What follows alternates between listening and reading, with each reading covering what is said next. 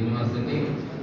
So after listening him, I hope some of you will make your mind towards starting up your own enterprise, because we already had him during the year 2015. If I remember correctly, he was the first chief guest for first university day celebration that was celebrated at our college as far as BJP is concerned. Now I request our beloved chief guest, Sri Ravi Garu, Managing Director, Ravi High-Fixes, Kottagudem, to address the gathering.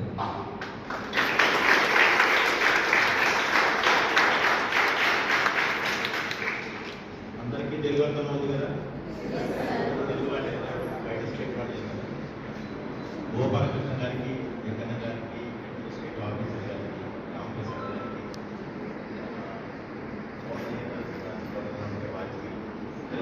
College students అందరికీ కూడా ఈ 18th university యొక్క 8th సెలబ్రేషన్కి మీ అందరికీ విషయం చేస్తున్నాను.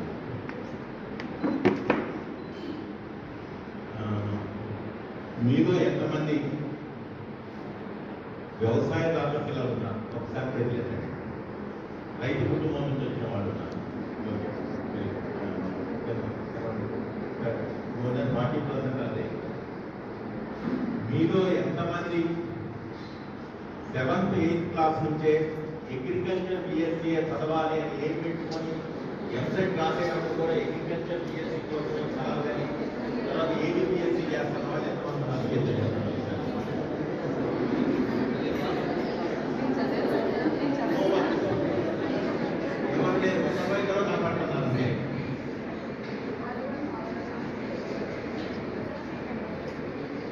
అదే ఇంకో question అడగాల్సిన, మీలో ఎంతమంది ఉద్యోగం చేద్దామనుకుంటున్నారు? మీలో ఎంతమంది ఉద్యోగాలు ఇద్దామనుకుంటున్నారు? ఉద్యోగాలు చేద్దామనుకుంటున్న వాళ్ళు చేతులు లేకపోతే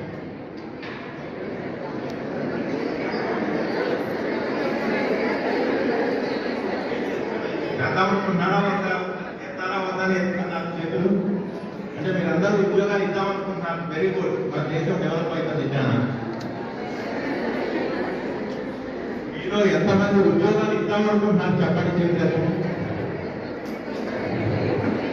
కొంతమంది ఉద్యోగాలు చేయడానికి ఇష్టపడాలి, ఉద్యోగాలు ఇవ్వడానికి ఇష్టపడాలి. ఏం చేద్దామనుకుంటున్నారు? ఇంకా తేడా అనేది నాకు కూడా తెలవట్లేదు.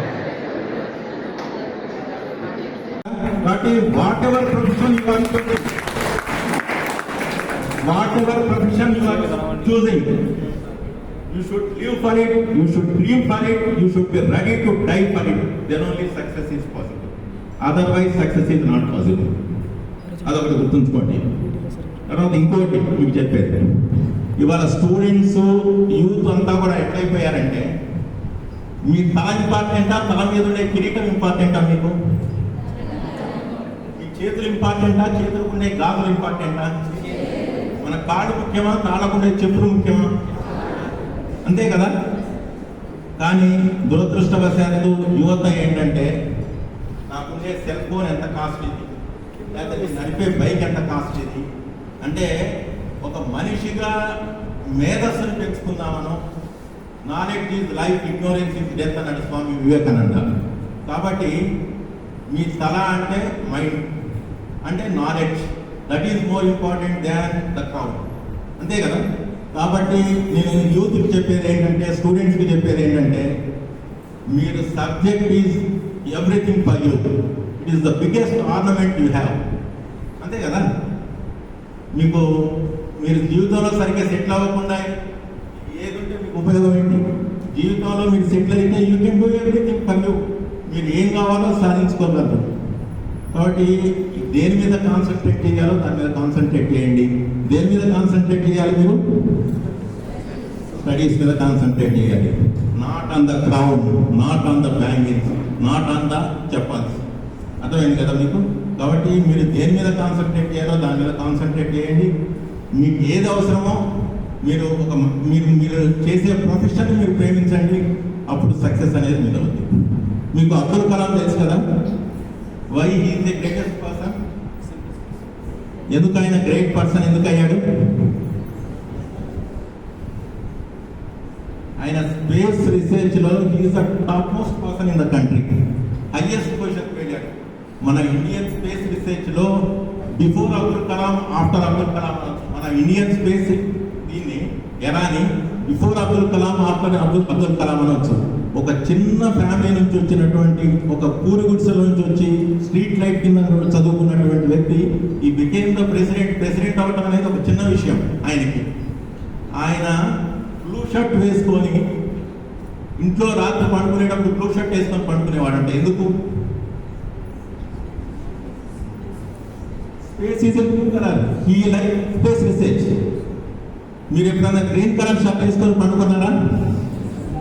అంటే అది చూస్తే మీ ఒళ్ళంతా ప్రకటించిపోతాయి. ఎప్పుడన్నా రోడ్డు ఎమ్మటి మీరు ఎత్తనప్పుడు ఎక్కడైనా పచ్చడి చేతి చూస్తే, వెంకటేశ్వర స్వామి దగ్గర తిరుపతి వెళ్ళిన దానికన్నా నేను మంచి పచ్చడి పొలాన్ని చూశాను అని ఎప్పుడన్నా ఆనందంగా ఫీల్ అయ్యారా?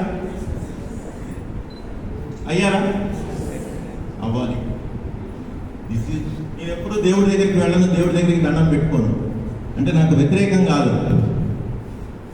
ఒక పచ్చటి ఆ దేవుడి యొక్క ఇది అనేది పచ్చటి చేలోనే చూస్తాను, లేకపోతే ఒక మంచి పంటను పండించే దాంట్లోనే ఆనందం చూస్తాను నేను.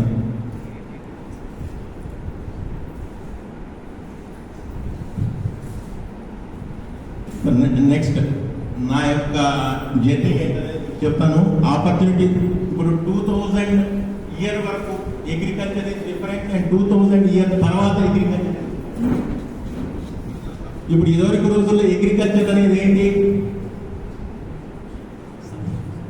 Subsistence agriculture. అంటే సబ్సిస్టెన్స్ అగ్రికల్చర్ అంటే ఏంటి? జీవనాధారం కోసం చేసేది వ్యవసాయం. తింటాం కోసం, బతకడం కోసం చేసేది వ్యవసాయం. జీవనాధారం ఇవాళ జీవనాధారం కాదు, should be A profitable business.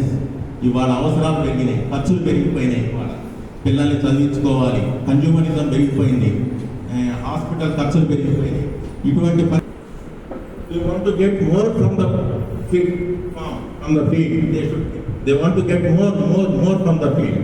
కాబట్టి మీ యొక్క రోల్ ఎంత ఉంది దాంట్లో అంటే అగ్రికల్చర్కి పూర్తిగా ఇంపార్టెన్స్ పెరిగింది.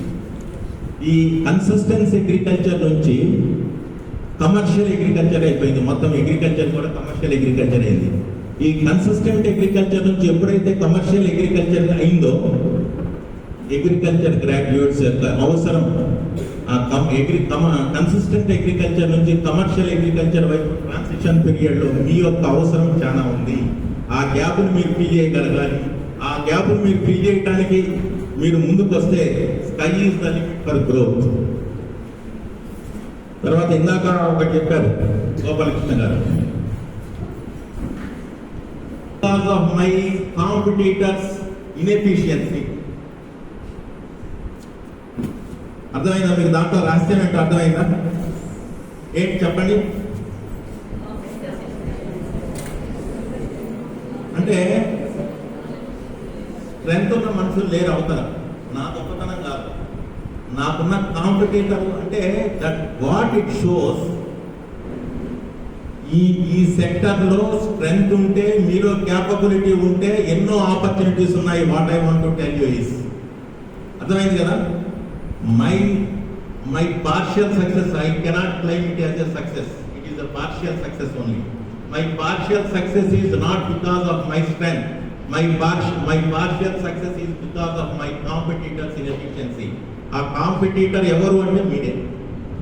బికాజ్ మీరు మీ వృత్తిని ప్రేమించట్లేదు, మీలో డెడికేషన్ లేదు, మీలో కమిట్మెంట్ లేదు, మీలో సెల్ఫ్ ఇది లేదు.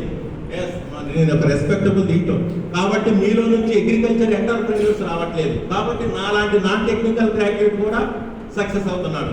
మీరు దీన్ని ఒప్పుకుంటారా, ఒప్పుకోరా? కాబట్టి మీ ఫీల్డ్లో మీకు అవకాశాలు ఉన్నాయా లేవా? ఎవరు అంటలేదో, గట్టిగా అంటలేదు. అన్ఎంప్లాయ్మెంట్ అంటే ఏంటి? అంటే తన క్వాలిఫికేషన్స్ తగ్గ జాబ్ దొరకకపోవడం అన్ఎంప్లాయ్మెంట్. తన స్ట్రెంత్కి తగ్గ జాబ్ దొరకకపోవడం అన్ఎంప్లాయ్మెంట్. ఇవాళ అన్ఎంప్లాయ్మెంట్ అనే పదం వింటే నాకు ఎందుకో ఏదో చీమజర్లు పడినట్టు అయితే. ఇవాళ అన్ఎంప్లాయ్మెంట్ ప్రాబ్లం లేదు దేశంలో. ఇవాళ ఉన్నటువంటి పోస్టులకు తగ్గ అర్హత ఉన్నటువంటి వ్యక్తులు లేరు ఇవాళ దేశంలో. ఇవాళ దేశం ఎదుర్కొనే ఒక ప్రధానమైన సమస్య ఏంటి అంటే, ఒక అగ్రికల్చర్ గ్రాడ్యుయేట్స్ 100 మంది మా దగ్గర ఇంటర్వ్యూకి వస్తే ఒక 5గురికో 6గురికో ఎసిడిక్ సాయిల్స్ అంటే ఏంటి, ఆల్కలైన్ సాయిల్స్ అంటే ఏంటి, ఎసిడిక్ సాయిల్స్ లో ఏ న్యూట్రియంట్ ఎక్కువ ఉంటుంది, ఆల్కలైన్ సాయిల్స్ లో ఏ న్యూట్రియంట్ ఎక్కువ ఉంటుంది, ఎసిడిక్ సాయిల్స్ లో ఏ పంటలు పండించచ్చు, ఆల్కలైన్ సాయిల్స్ లో ఏ పంటలు పండించచ్చు, సెల్ఫ్ పాలినేటెడ్ క్రాప్ ఏంటి, క్రాస్ పాలినేటెడ్ క్రాప్ ఏంటి, ఏ క్రాప్ ఏ ఫ్యామిలీకి సంబంధించింది, మోనోకాట్స్ ఏంటి, డైకాట్స్ ఏంటి, దేని ఎట్లా డిస్ట్రిబ్యూట్ చేయాలి, లేకపోతే పెస్టిసైడ్స్ గురించి బేసిక్స్ తెలియదు, ఫెర్టిలైజర్ గురించి బేసిక్స్ తెలియదు, సింగిల్ సూపర్ ఫాస్ఫేట్ లో ఏముంటుందో తెలియదు, అమోనియం సల్ఫేట్ కి కాల్షియం అమోనియం నైట్రేట్ కి యూరియాకి డిఫరెన్స్ తెలియదు, యూరియాలో ఉన్నటువంటి నైట్రోజన్ కాంపోజిషన్ ఏంటో తెలియదు, సింగిల్ సూపర్ ఫాస్ఫేట్ లో ఉన్న కాంపోజిషన్ ఏంటో తెలియదు అగ్రికల్చర్ గ్రాడ్యుయేట్స్ ఉన్నారు. కాబట్టి మీరు నాలెడ్జ్ పెంచుకొని స్ట్రెంత్ పెంచుకొని మీ ప్రొఫెషన్ మీరు ప్రేమిస్తే స్కై ఇస్ ద లిమిట్ కలుసుకోవచ్చు. దీన్ని కాదంటారా అని అంటారా? కాబట్టి first respect your, feel proud to be agriculture graduate. First మీ దగ్గర నుంచే స్టార్ట్ అవ్వాలి. తర్వాత మీరు అవకాశాల గురించి వాటి గురించి తర్వాత అవన్నీ పెద్ద పెద్ద మాటలు ఇవన్నీ అన్నీ మిమ్మల్ని ఎదుర్కొంటా వస్తాయి. ఇవాళ నా దగ్గర చేసేటటువంటి 3 years 4 years ఎక్స్పీరియన్స్ ఉన్నటువంటి స్టూడెంట్స్కి మేము ₹1,00,000 శాలరీ ఇస్తున్నాం, ₹1,50,000 శాలరీ ఇస్తున్నాం. ఇవాళ మేము ఇవాళ we are begging for good candidates. We are literally begging for good candidates. ఇది ఏమవుతుందంటే మీ అగ్రికల్చర్ గ్రాడ్యుయేట్స్ మీ ఫాదర్ ఏం చేస్తారు వ్యవసాయం, నువ్వేం చేస్తావు ఏజీపీఎస్సీ, మీ ఫాదర్ ఏం పంటలు పండిస్తారు ఏదో ఒక 10 పొడిగా చెప్తారు. ఆ క్రాప్ గురించి అడిగినా సరే చెప్పలేని పరిస్థితి. అంటే మీరు ఒక డాక్టర్ దగ్గరికి వెళ్ళి గుండె ఎక్కడ ఉంటుందో తెలియని డాక్టర్ దగ్గరికి వెళ్ళి మీరు వైద్యం చేయించుకుంటారా? ఊపిరితిత్తులు ఎక్కడ ఉంటాయో తెలియని డాక్టర్ దగ్గరికి వెళ్ళి మీరు వైద్యం చేయించుకుంటారా? హ్యూమన్ బాడీకి టెంపరేచర్ ఎంత ఉండాలో తెలియనటువంటి డాక్టర్ దగ్గరికి వెళ్ళి మీరు వైద్యం చేయించుకుంటారా? ఇవాళ మా పరిస్థితి అది. సింగిల్ సూపర్ ఫాస్ఫేట్ లో ఏముంటుందో తెలియదు, మోనోకాట్స్ డైకాట్స్ అవునా కదా? ఈ సెల్ ఫోన్ ఉంది, ఈ సెల్ ఫోన్ ఇదే అల్టిమేట్, దీనికన్నా ఎక్కువ లేదు, దీనికన్నా ఎక్కువ ఇంకా ఇన్వెన్షన్ ఏమి ఉండదు అనే ఆలోచనతో మనం ఉన్నంతసేపు there is no growth, there is no development. కాదు, దీనికన్నా ఇంకేదో ఉంది, ఇంకా దీనికన్నా ఇంకా సోఫిస్టికేటెడ్ ఇంకేదో నేను కనుక్కోవాలి, దీంట్లో కొన్ని డిఫెక్ట్స్ ఉన్నాయి అని ఎవరైతే థింక్ చేసి దానికోసం వర్క్ చేస్తారో, అంటే ముందు కావాల్సింది ఏంటంటే మనలో అవుట్ ఆఫ్ బాక్స్ థింకింగ్ కావాలి. అవుట్ ఆఫ్ బాక్స్ థింకింగ్ ఎప్పుడైతే మీలో ఉంటుందో గ్రోత్ అనేది డెవలప్మెంట్ అనేది ఉంటుంది. మీరు అవుట్ ఆఫ్ బాక్స్ థింక్ చేయట్లేదు, దానివల్ల గ్రోత్ ఉంటుంది. అంటే నేను అన్నది అర్థమైందో తెలుసు. సరే, నా జర్నీ గురించి కొద్దిసేపు చెప్తాను. I don't want to take much of your time.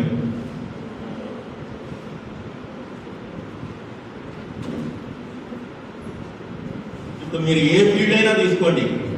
ఇప్పుడు ఒక మెటలర్జికల్ ఇంజనీర్ ఉన్నాడు. మెటలర్జికల్ ఇంజనీరు ఒక మెటలర్జికల్ కంపెనీ పెట్టాలి అంటే it requires lot of investment. ఒక ఆటోమొబైల్ ఇంజనీర్ ఉన్నాడు.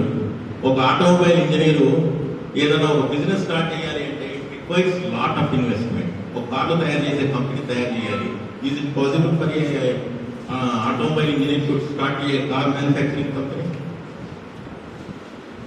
మీరు చాలా రంగాలు తీసుకోండి. ఒక సాఫ్ట్వేర్ ఇంజనీర్ ఉన్నాడు.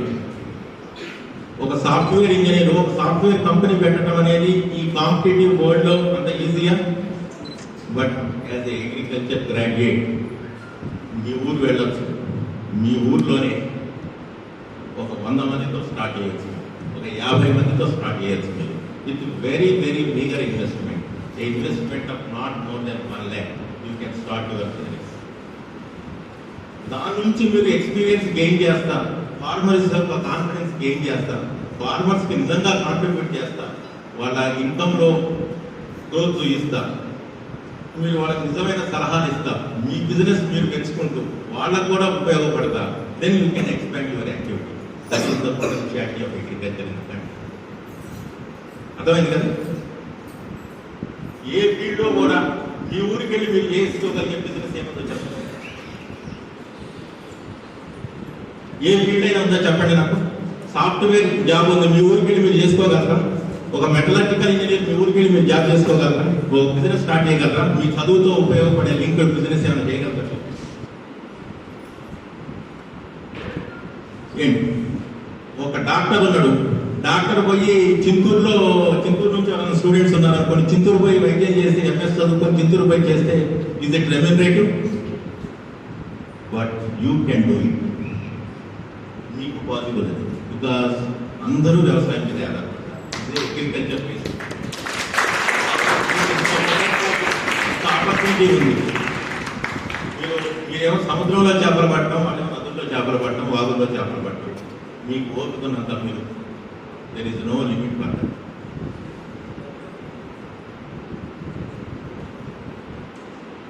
చెప్తున్నాను,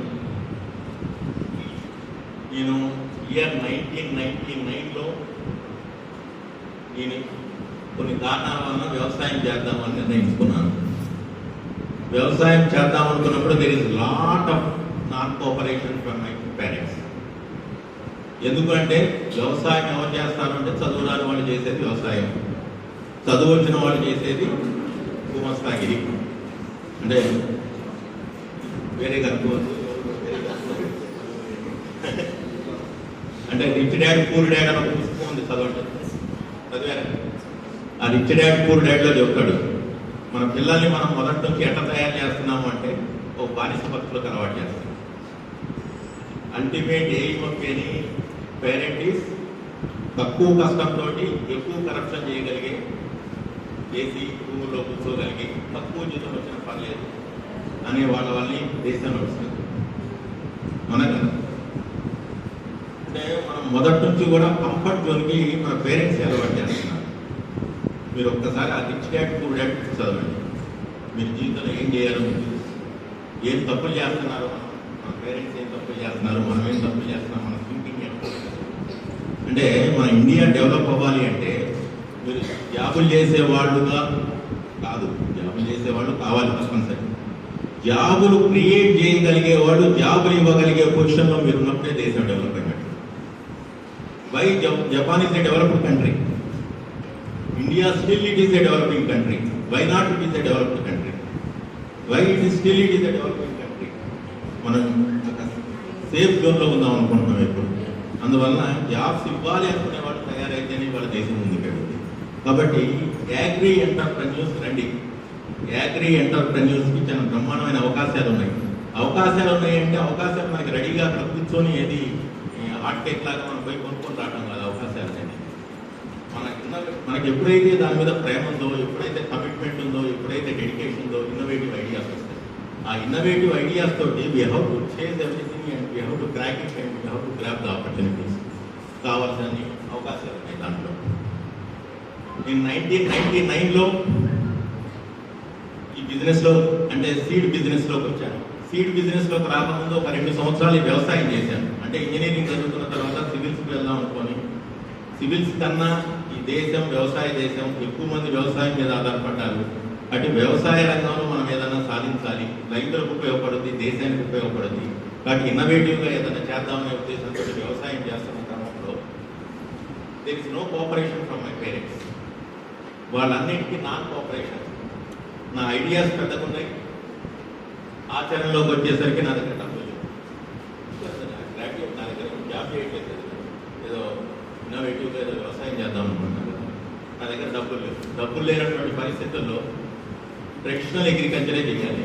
ట్రెడిషనల్ అగ్రికల్చర్ చేయాలంటే నా దగ్గర నేను అనుకున్నటువంటి మోడర్న్ అగ్రికల్చర్ చేయాలంటే నాకు డబ్బులు కావాలి. ఆ డబ్బులు కావటం కోసం ఒక ఫ్రెండ్ యొక్క అడ్వైస్ తోటి షార్ట్ టర్మ్ మనీ కావాలి, నాకు పెట్టుబడి తక్కువలో నాకు డబ్బులు కావాలి అనే ఉద్దేశంతో ఒక 4 లక్షల రూపాయలు ఇద్దరు చుట్టాల దగ్గర 2 లక్షల రూపాయలు అప్పు తీసుకొని to get short term income ఒక 4 లక్షల రూపాయలు అప్పు తీసుకొని స్టార్ట్ చేశాను.